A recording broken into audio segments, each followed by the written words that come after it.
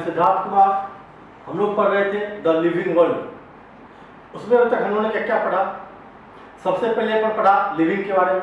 Living क्या होता है, लिविंग का क्राइटेरिया क्या है, कैसे अपन डिफाइन करेंगे कौन सा लिविंग होता है, कौन सा नॉन लिविंग होता है, उसके बारे में हम लोगों ने पढ़ा। उसके बाद अपन स्टार्ट किया था लास्ट क्लास में डाइवर्सिटी। डाइवर्सिटी क्या होता है ये मैंने आपको बताया था कि पूरा अर्थ जो है उसके अंदर कितने टाइप ऑफ डाइवर्सिटी है, कितने स्पीसीज है, कितने स्पीसीज डाइवर्सिटी है, 1.7 टू 1.8 मिलियन। ठीक है, उसका फिर मैंने एग्जांपल देके बताया था कि डाइवर्सिटी होता क्या है।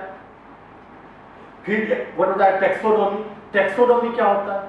किसी भी स्पीसीज को के प्रिंसिपल और प्रोसीजर के बारे में जानना, या प्रिंसिपल या प्रोसीजर के थ्रू किसी स्पीसीज को अलग अलग करना, आइडेंटिफाई करना, यही था taxonomy.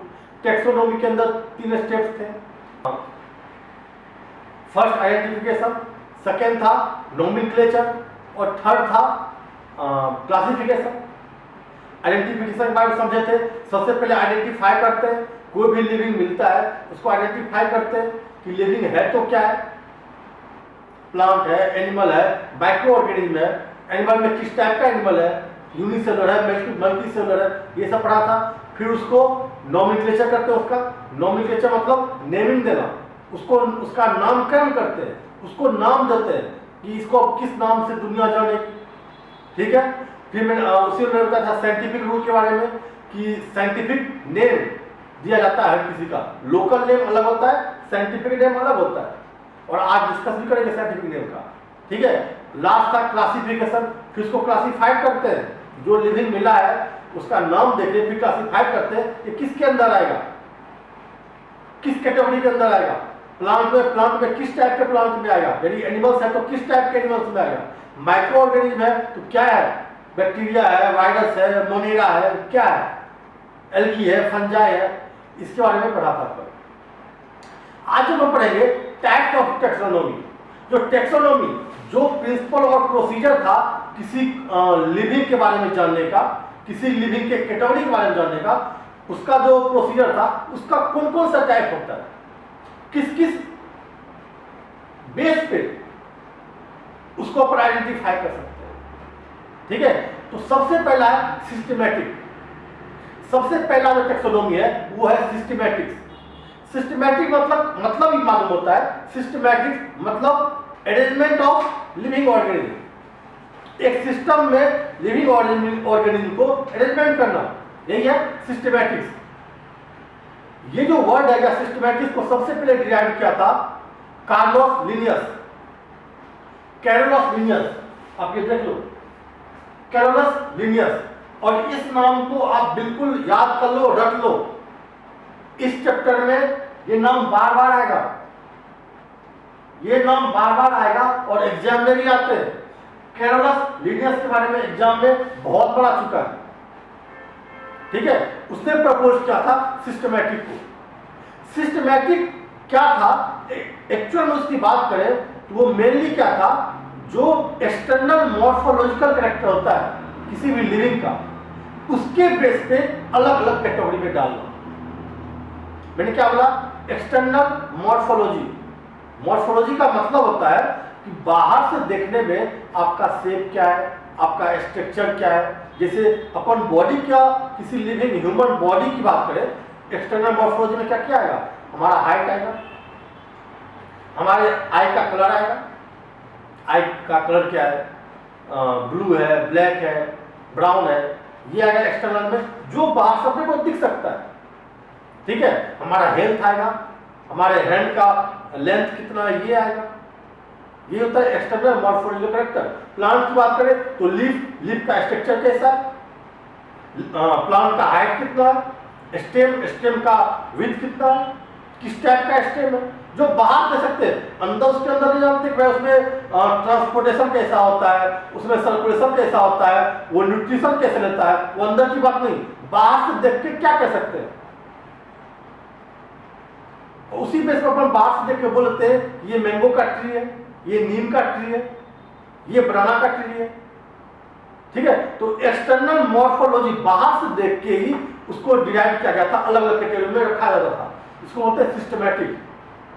Systematic arrangement of living organism. किसने दिया था? कैरोलस लिनियस ने। ठीक है, ये आपको याद रखना, कैरोलस लिनियस के बारे में। सिस्टेमेटिक टेक्सोनोमी जो है ये आपको याद रखना, नीट में अभी भी आ जाते हैं। ठीक है, और आपके एनसीईआरटी में इसी के बारे में दिया हुआ है, इसी टेक्सोनोमी के बारे में एनसीईआरटी में दिया हुआ है कि कैरोलस लिनियस ने प्रपोज किया था इसको, सिस्टेमैटिक्स को। तो ये आपको याद रखना ही रखना। सेकेंड आता है न्यू सिस्टमैटिक या न्यू सिस्टमैटिक्स। सिस्टमैटिक्स को ही थोड़ा सा चेंज किया गया, जिसको जूलियन हक्सले एक साइंटिस्ट था जिसने प्रपोज किया था सिस्टमैटिक के बाद न्यू सिस्टमैटिक। उसमें से कुछ एक्स्ट्रा लाया। उसने क्या कहा? एक्सटर्नल और इंटरनल। कैरोलस लिनियस ने कहा था सिर्फ एक्सटर्नल मॉर्फोलॉजिकल कैरेक्टर, इसने एक्सटर्नल और इंटरनल दोनों को इंक्लूड किया कि सिर्फ बाहर से ही देख के उसको अलग अलग कैटेगरी में नहीं डाल सकते, उसके इंटरनल क्या है उसको भी देखना पड़ेगा। ठीक है, जूलियन हक्सले ने लाया था नियो सिस्टमैटिक्स। उसने कहा एक्सटर्नल के साथ इंटरनल जो स्ट्रक्चर है, मॉर्फोलॉजिकल स्ट्रक्चर, उसको भी देखना पड़ेगा। और ये जो मेनली बेस्ड था नियो सिस्टमैटिक, ये था इवोल्यूशनरी और जेनेटिक रिलेशनशिप पे। इवोल्यूशन आपने 10th में थोड़ा सा पढ़ा होगा, इवोल्यूशन एंड हेरिडिटी। इवोल्यूशन क्या होता है कि जो कोई लिविंग ऑर्गेनिज्म मिला, क्या इसका पूर्वज किसी से मिलता जुलता है? जैसे मान लो कोई एक नया एनिमल मिल गया, अब उसको चेक करेंगे कि ये किससे मैच कर रहा है। क्या फिश से मैच कर रहा है, मछली से, या बर्ड से मैच कर रहा है, या रेप्टाइल्स जो लिजार्ड वगैरह उससे मैच कर रहा है। जैसे लिजार्ड से मैच कर रहा है तो लिजार्ड का जो इवोल्यूशनरी डायग्राम है, इवोल्यूशनरी ट्री है, उस पे जाएंगे कि इसके जो पूर्वज रहेंगे, इसके जो एंसिस्टर्स जो रहे होंगे वो कैसे हैं, क्या उन्हीं के अनुसार ये नए एनिमल्स है, या उसका जीन देखेंगे, जेनेटिक, इनका जीन किससे मिल रहा है। ठीक है, तो ये सब जो बातें हैं जो इसमें बताया था डायनासोर्स के बारे में, जितनी भी स्टडी हुई है वो सब रिकॉर्डेड है। ऐसा नहीं कि अब पढ़ना शुरू करते हैं, वो सब रिकॉर्डेड है। चाहे डायनासोर्स हो, ट्राइनासोर्स हो, जितने भी थे वो सारे रिकॉर्डेड है। कोई भी नया लिविंग ऑर्गेनिज्म मिलेगा उसमें से मैच करेंगे ये किससे मिलता जुलता है। जैसे मैं आपको बता दूं, कॉकरोच डायनासोर से पहले आया हुआ है। कॉकरोच डायनासोर से पहले आया हुआ है और आज भी इतनी संख्या में। इसको लिविंग फॉसिल्स बोलते हैं, लिविंग फॉसिल्स बोलते हैं। मतलब कॉकरोच डायनासोर से बहुत पहले आया था और आज भी जिंदा है। तो सबका एक स्टडी हो चुका है, सबका रिकॉर्ड है। कोई भी नया लिविंग मिलेगा उसका मैचिंग करेंगे, जिस स्पीसीज से वो दिख रहा है उसके अनुसार मैचिंग करेंगे, उसके जीन को, उसके जेनेटिक रिलेशनशिप को और इवोल्यूशनरी रिलेशनशिप को। ठीक है, तो सिस्टमैटिक से न्यू सिस्टमैटिक थोड़ा सा चेंज आया।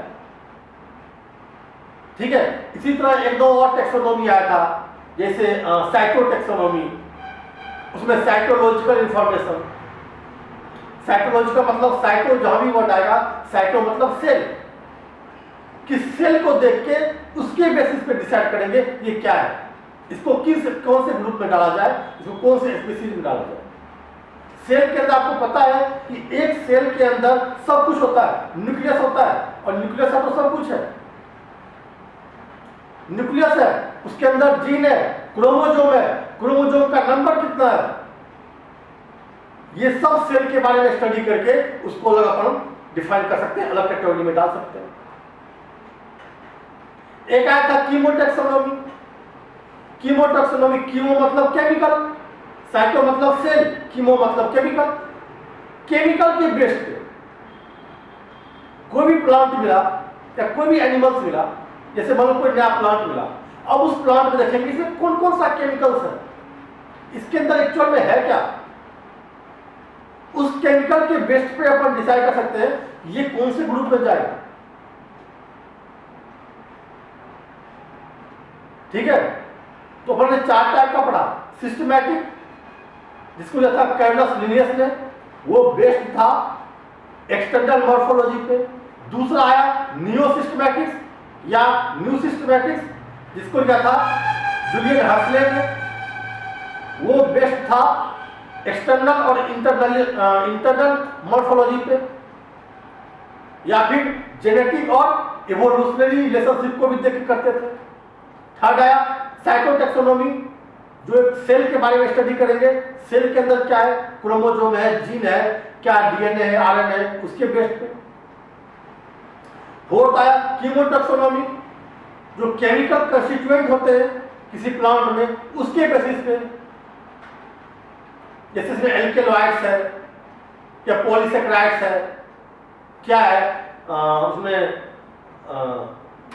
और जो केमिकल होते हैं उसके बेस पर करेंगे। ठीक है। तो आप पहले यहां पे देख लो टाइप ऑफ टैक्सोनॉमी, यहां पे 2 दिया हुआ है। First systematic, derived from Latin word systema. Systematic word कहां से आया था? सिस्टेमा वर्ड से, means systemic element of organism. इसको प्रपोज किसने किया था? Carolus Linnaeus. ये याद रखना बहुत इंपॉर्टेंट है। ये it included external morphological character of plant and living organism. जैसे एक्सटर्नल क्या हो गया? Root, leaves, stem, etc।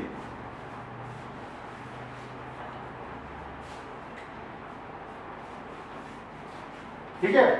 Second है नियो सिस्टमैटिक्स या न्यू सिस्टमैटिक्स। इसको प्रपोज किसने किया था? जूलियन हक्सले, साइंटिस्ट का नाम है। It included external and internal structure, बता दिया। ये सिर्फ एक्सटर्नल था, ये एक्सटर्नल और इंटरनल दोनों था। It is based on evolutionary and genetic relationship. इसके जीन क्या है, इसका जीन किस ऑर्गेनिज्म से मिलता है, या फिर इसके कोई एंसेस्टर्स पहले आ चुके हैं, इसकी इवोल्यूशन की स्टडी करेंगे। क्या इसके कोई पूर्वज ऐसा कोई पहले से आया हुआ है जिससे इसका सारे गुण मिलते हैं। ठीक है। तो इसका आप स्क्रीनशॉट ले लो।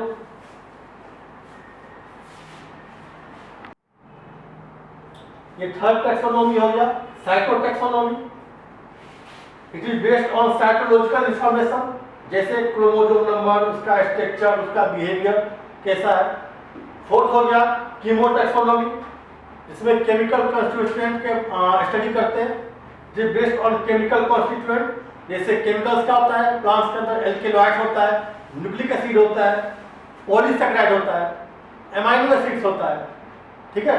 तो उन सब के बेस पे कैटेगराइज करेंगे। ये तो हो गया आपका टाइप ऑफ टैक्सोनॉमी। ठीक है। अब अपन पढ़ेंगे नोमेनक्लेचर के बारे में। नोमेनक्लेचर क्या होता है?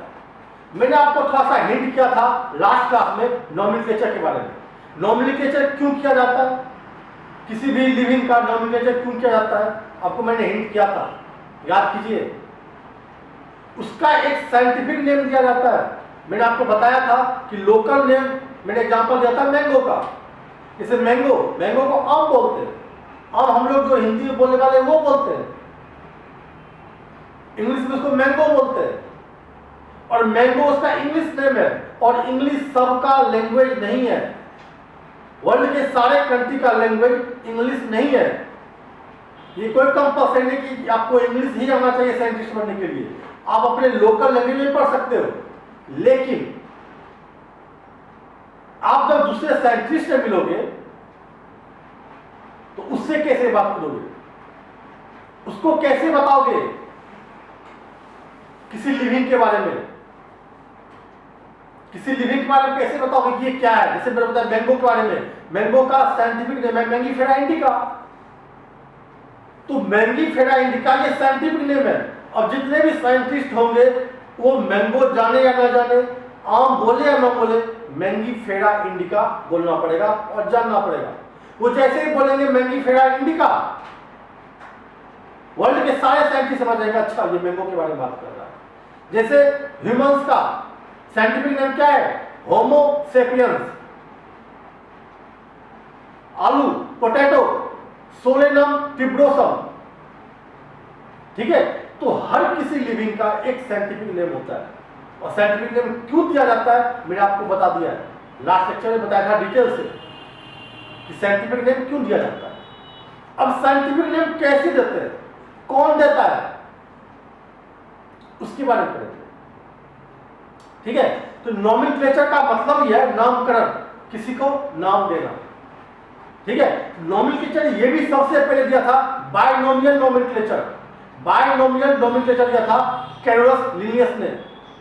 कैरोलस लिनियस, जिसमें बात कर चुका हूं पहले, इसने सिस्टमैटिक टेक्सोनोमी दिया था। कैरोलस लिनियस उसी ने दिया था बायनोमियल नोमेनक्लेचर। बाय मतलब दो, मतलब बायनोमियल नोमेनक्लेचर के अंदर जो भी साइंटिफिक नेम होंगे वो दो वर्ड में होंगे, दो ही वर्ड में होंगे साइंटिफिक नेम। अब कोई सा भी एग्जांपल ले लीजिए, जैसे मैंने ये बताया ना, ह्यूमन का होमो सेपियंस दो वर्ड, मैंगो का मैंगीफेरा इंडिका दो वर्ड, आलू का पोटैटो का सोलेनम फिब्रोसम दो वर्ड, इंडियन कोबरा नाजा नाजा। तो जितने भी साइंटिफिक नेम है वो हमेशा दो वर्ड में होना चाहिए बायनोमियल नोमेनक्लेचर के तहत। किसने इसको प्रपोज किया था? कैरोलस लिनियस ने। कैरोलस लिनियस ने दो बुक लिखा था, दो बुक लिखा था, एक एनिमल्स का बुक, एक प्लांट के लिए। जो एनिमल का बुक था उसमें सिर्फ जितने भी एनिमल्स है उनका साइंटिफिक नेम लिखा हुआ था, और जो प्लांट का बुक था वो जितने भी प्लांट है उनका साइंटिफिक नेम लिखा हुआ था। ठीक है, और ये दो बुक काफी इंपॉर्टेंट थे, आज भी नीट में आते हैं, क्वेश्चन कभी आ जाते हैं। ये जनरल नॉलेज का भी क्वेश्चन है। जो नोमेनक्लेचर दिया था कैरोलस लिनियस ने, देखो दो बुक लिखा था, for plant for animal. Plant के एग्जांपल लिखा था स्पीसीज प्लांटेरम। स्पीसीज प्लांटेरम नाम की उसने एक बुक लिखी जिसमें जितने भी प्लांट है उनका साइंटिफिक नेम उसमें दिया हुआ था। ठीक है, और एनिमल के जो लिखा उनको बोलते हैं systema nature. Systema nature very very important, ये आपको याद रखना ही पड़ेगा। ये सिस्टेमा नेचर आपके एनसीईआरटी में भी दिया हुआ है। सिस्टेमा नेचर किसके लिए था? एनिमल्स के लिए। इसमें एनिमल्स का साइंटिफिक नेम लिखा हुआ था, और किसने प्रपोज किया था? कैरोलस लिनियस ने। सिस्टेमा नेचर को कैरोलस लिनियस ने दिया था, ये आपको याद रखना पड़ेगा। और प्लांट के लिए स्पीसीज प्लांटेरम। ठीक है, तो ये तो अपन बात कर लिए नोमेनक्लेचर किसने दिया था। अब बात करते हैं नोमेनक्लेचर का रूल क्या है, कैसे आप किसी का नामकरण करते हैं, कौन करता है। उसने तो ये दे के चला गया कैरोलस लिनियस ने, लेकिन अभी कौन करता है? उसके लिए एक इंस्टीट्यूट बना हुआ है। एक को बोलते हैं आईसीबीएन, एक को बोलते हैं आईसीजेडएन। ठीक है, पहले आप इसका स्क्रीनशॉट ले लो।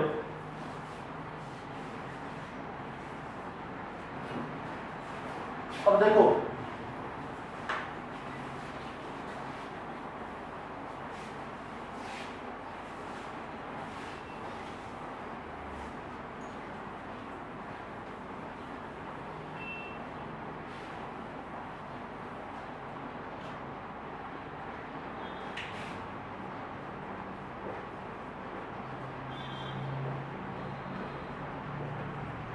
एक है आईसीबीएन, सेकंड है आईसीजेडएन।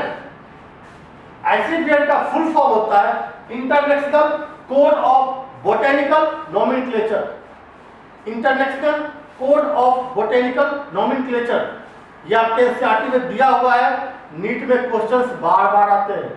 आप यदि बोर्ड का एग्जाम दोगे या फिर 11th का लास्ट में एग्जाम दोगे, ये आते हैं एक 1 मार्क्स के। आईसीबीएन का फुल फॉर्म बताओ, आईसीजेडएन का फुल फॉर्म बताओ। आईसीबीएन का international code of botanical nomenclature, और आईसीजेडएन का international code of zoological nomenclature. Botany, plant, zoology, animals. जो एनिमल्स का नोमेनक्लेचर करता है, जो एनिमल्स का साइंटिफिक नेम देता है, वो कौन देता है? ICZN, international code of zoological nomenclature. और जो प्लांट का देता है बॉटनी का international code of botanical nomenclature. ठीक है, तो ये देता है नाम, ये नेमिंग करता है। अब जो नेमिंग करता है, क्या ऐसे ही कर दिया? उसके रूल्स होते हैं, कैसे उसका नेमिंग करना है, कैसे उसको लिखना है, लिखने के भी रूल्स होते हैं। अब साइंटिफिक नेम ऐसे नहीं जैसे मन लिख दिया, स्मॉल लेटर कैपिटल लेटर, वो गलत हो जाएंगे। उनका एक रूल्स है साइंटिफिक नेम लिखने का, ताकि देख के ही मालूम हो जाए अच्छा ये साइंटिफिक नेम लिखा। ठीक है, सबसे पहले मैंने बताया कि सबसे पहले लिनियस ने कहा था कि जिस किसी एनिमल्स का या प्लांट्स का, किसी लिविंग का साइंटिफिक नेम रखेंगे तो उनको 2 वर्ड में रखेंगे, 2 वर्ड का ही नाम देंगे, तीसरा नहीं होगा, 1 वर्ड का नहीं होगा। ठीक है, सबसे पहले कहा था कि 2 वर्ड का होगा। ठीक है, और 2 वर्ड में 2 वर्ड क्या डिनोट करेंगे? 2 वर्ड का जो पहला वर्ड होगा वो उसके जीनस को वो उसके जीनस के बारे में बताएगा, और जो सेकेंड वर्ड होगा वो उसके स्पीसीज के बारे में बताएगा, वो किस जीन से आया और किस स्पीसीज का। समझ में आया? मैं एग्जांपल से समझाता हूं। जैसे मैं एग्जांपल लेता हूं ह्यूमन का। ये होमो सैपियंस किसका है? ह्यूमन का साइंटिफिक नेम। जो ह्यूमन का जो साइंटिफिक नेम जो होमो है, पहला वर्ड ये डिनोट करेगा इसके जीनस को, और सेकेंड वर्ड डिनोट करेगा स्पीसीज को। फर्स्ट वर्ड डिनोट करेगा जीनस को, सेकेंड वर्ड डिनोट करेगा स्पीसीज को। अब आपको लगा जीनस क्या होता है, स्पीसीज क्या होता है, ये सब आगे पढ़ेंगे, ये सब आगे आएगा इसी चैप्टर में। Kingdom, class, order, genus, species क्या होता है, फाइलम क्या होता है, सब पढ़ेंगे। बस आप इतना याद रख लो कि फर्स्ट जो लेटर होता है, या सॉरी फर्स्ट वर्ड होता है, वो जीनस को करता है कोड, और सेकेंड स्पीसीज को। मतलब यदि बताएंगे ह्यूमन कौन सा स्पीसीज का है तो सेपियंस, ह्यूमन का जीनस क्या है तो होमो, यही है। ठीक है, अब प्लांट के लिए क्या है? प्लांट के लिए थोड़ा सा वर्ड चेंज करते हैं, जीनस की जगह उसमें बोलते हैं जीनस स्पीसीज। प्लांट में भी बोल सकते हैं, लेकिन उसको एक अलग वर्ड से डिनोट किया जाता है। जैसे जीनस को बोलते हैं प्लांट के लिए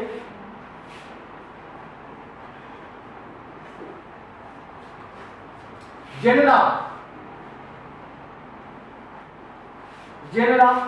और स्पीसीज के बदले बोलते हैं स्पेसिफिक एपिथेट। स्पेसिफिक एपिथेट ये सब मैं आपको लिखा दूंगा, ये सब मैं आपको डिटेल से लिखा दूंगा, बस आप समझो। स्पेसिफिक एपिथेट किसके लिए? प्लांट के लिए। फर्स्ट रूल क्या था कि जो भी नॉमेनक्लेचर होगा किसी भी लिविंग का वो 2 वर्ड में होगा। चलो ठीक है, पहला जो वर्ड होगा उस लिविंग के जीनस के बारे में बताएगा या जेनरा के बारे में बताएगा, और जो सेकेंड वर्ड होगा वो उसके स्पीसीज के बारे में बताएगा या स्पेसिफिक एपिथेट के बारे में बताएगा। दोनों वर्ड का मीनिंग एक ही है, बस प्लांट के लिए यूज करते हैं स्पेसिफिक एपिथेट और एनिमल्स के लिए यूज करते हैं स्पीसीज। समझ में आ गया? ये फर्स्ट रूल हो गया।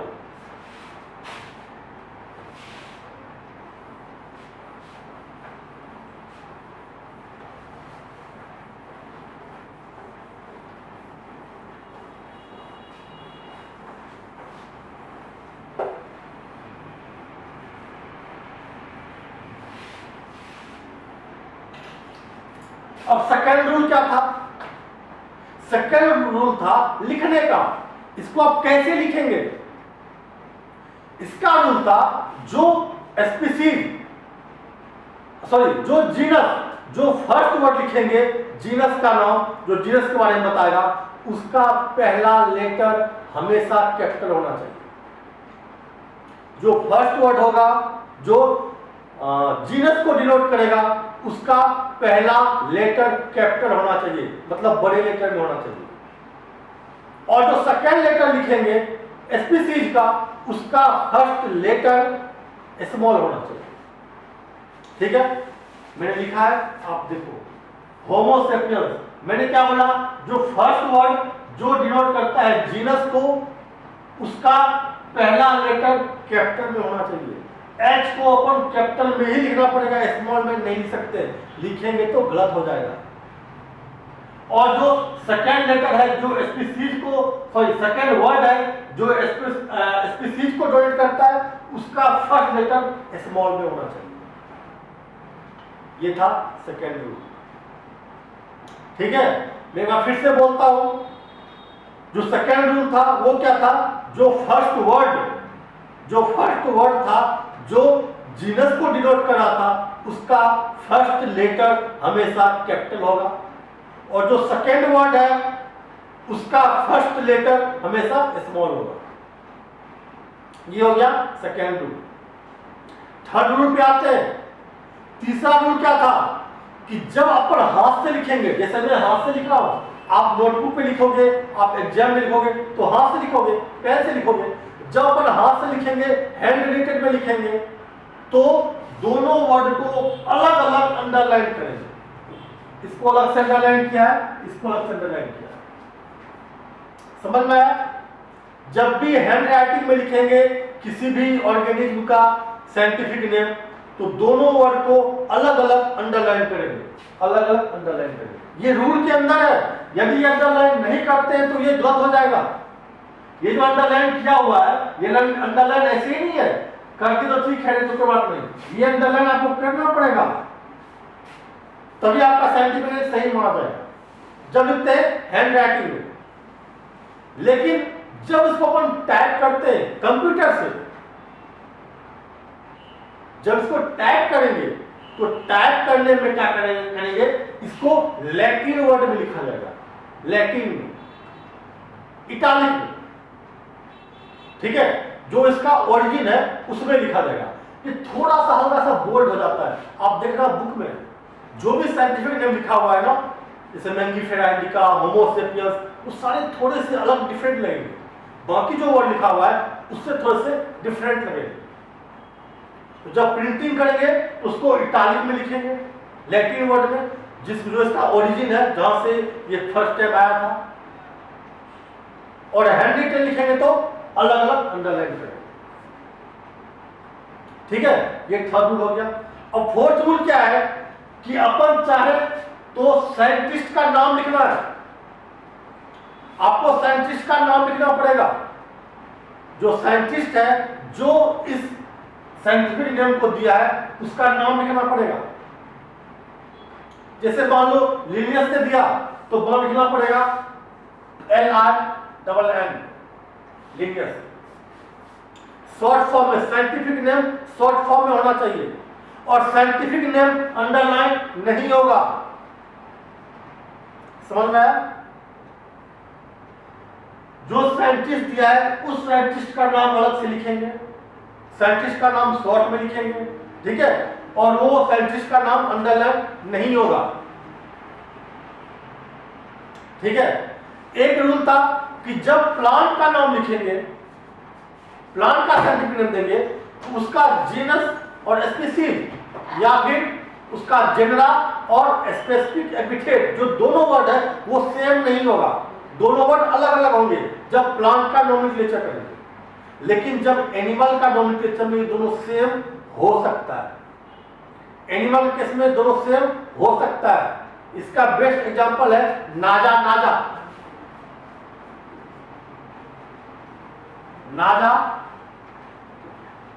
नाजा यह है इंडियन कोबरा, इंडियन कोबरा। नाना नादा, इंडियन कोबरा, स्नेक के बारे में, सांप की बात कर रहा है, कोबरा के बारे में। कोबरा क्या होता है? एनिमल्स होता है। तो एनिमल्स के केस में दोनों वर्ड सेम है, ये भी नादा, ये भी नादा। लिखेंगे तो ऐसे ही, फर्स्ट लेटर कैपिटल, इसका फर्स्ट लेटर स्मॉल, दोनों को अलग अलग अंडरलाइन।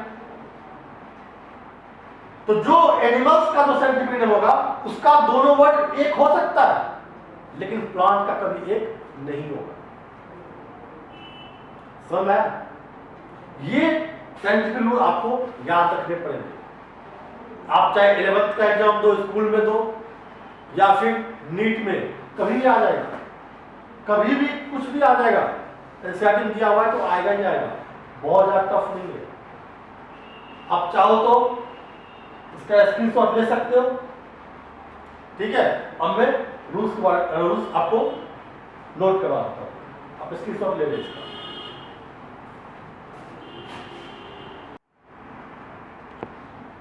देखिए rules of nomenclature. First rule क्या है? According to binomial system, name of any species consist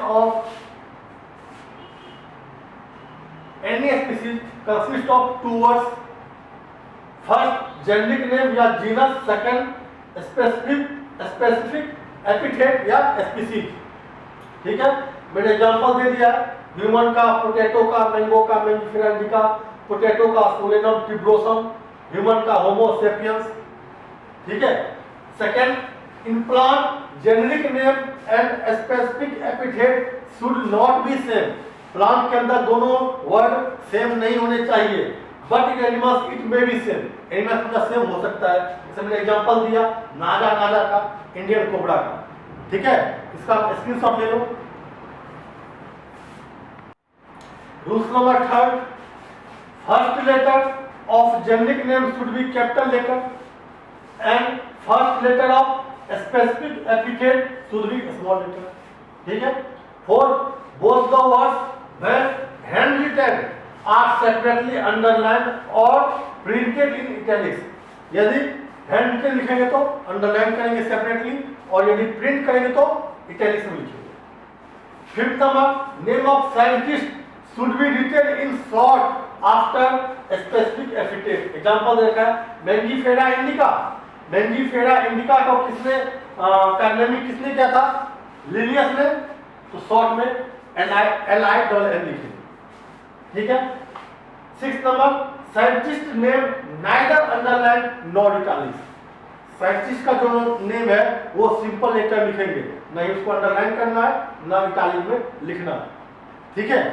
तो ये आपका हो गया रूल, सारे रूल्स नोमेनक्लेचर के। ये रूल्स आपको याद रखने हैं, बिल्कुल अच्छी तरह से दिमाग में सेट कर लेना है, ठीक है। तो आज अपना नोमेनक्लेचर कंप्लीट हो गया।